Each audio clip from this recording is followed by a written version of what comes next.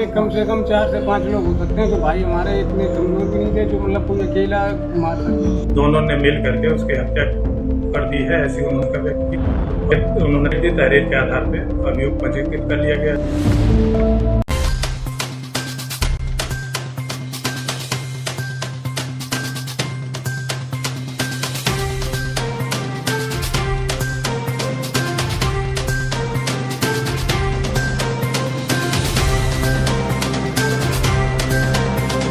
सोनम रघुवंशी जो पिछले कुछ दिनों से देश भर में चर्चा का विषय बनी हुई है।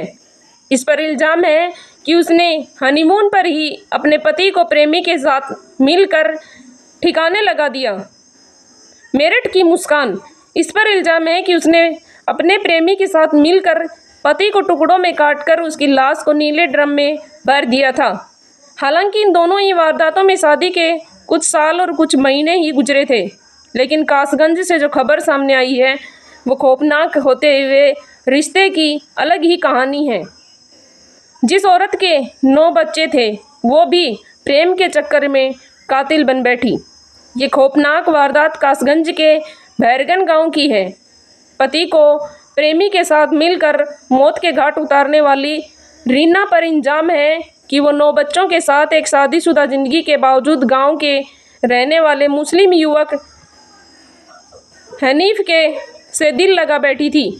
कई बार घर से फरार हुई, लेकिन बात नहीं बनी तो आखिरकार पति को ही रास्ते से हटाने की इरादा कर लिया। हमारे भैया डेड बॉडी के साथ आए। हमारे भैया की डेड बॉडी आज मिली है और हमारी भाभी जो है उससे गलत संबंध थे हनीफ के साथ, तो उनने मिलके हत्या करी है। वो मोमडन है, हम लोग नागर हैं, तो पता नहीं वो भाभी हमारी कहाँ फरार है, उसका अपने प्रेमी के साथ फरार है। लगभग कै दिन पहले की घटना है? लगभग कितना समय हो ये गया? घटना 18 तारीख की है। आज 22 तारीख है। 22 तारीख को डेड बॉडी मिली। कितने बच्चे हैं उन पर? उनके 5 लड़की हैं, 4 लड़के हैं, 9 बच्चे हैं टोटल। जिसकी सूचना आपने पुलिस को दी है? पुलिस को पटियाली थाने दी हमने 21 तारीख को। क्या लगता है कि लगभग कितने लोग हो सकते हैं इस मामले में? इनमें कम से कम 4 से 5 लोग हो सकते हैं। तो भाई हमारे इतने कमजोर भी नहीं थे जो मतलब कोई अकेला मार सके। अच्छा, तो ये बताइए, जो हनीफ से तुम्हारी भाभी का प्रेम प्रसंग चल रहा था, लगभग कब से चल रहा था? 1 से 1.5 साल हो गई इसकी। अच्छा, तो इसका विरोध किया आप लोगों ने? हमारे भैया ने विरोध किया। वो चली जाती थी, आ जाती थी, फिर चली जाती थी, आ जाती थी। भैया ने विरोध किया तो उसने सोचा भैया को ही पहले हटा दे। उन दोनों ने मिलके भैया के साथ कराया और उनके साथ जो और भी हो सकते हैं।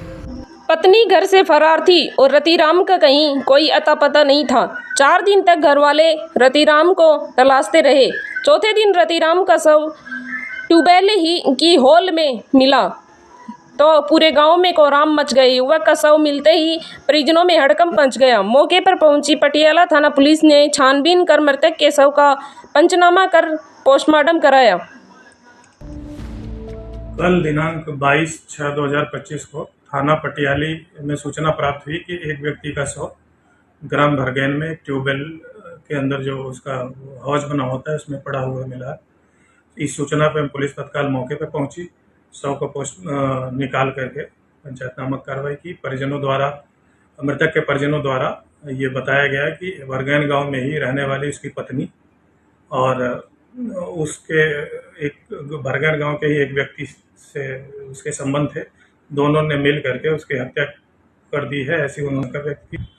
उन्होंने दी तहरीर के आधार पर अभियोग पंजीकृत कर लिया गया है। शव को पोस्टमार्टम के लिए भेज दिया गया है और पोस्टमार्टम की कार्रवाई के बाद नियमानुसार वैधानिक कार्रवाई की जाएगी। रतिराम और रीना के बेटे को भी अपनी मां के कारस्तानियों की खबर थी, क्योंकि उसका प्रेमी हनीफ अक्सर घर पर भी आता था। लेकिन बेटे को इस बात का जरा भी अंदेशा नहीं था कि मां एक दिन उसके पिता को ही मार डालेगी।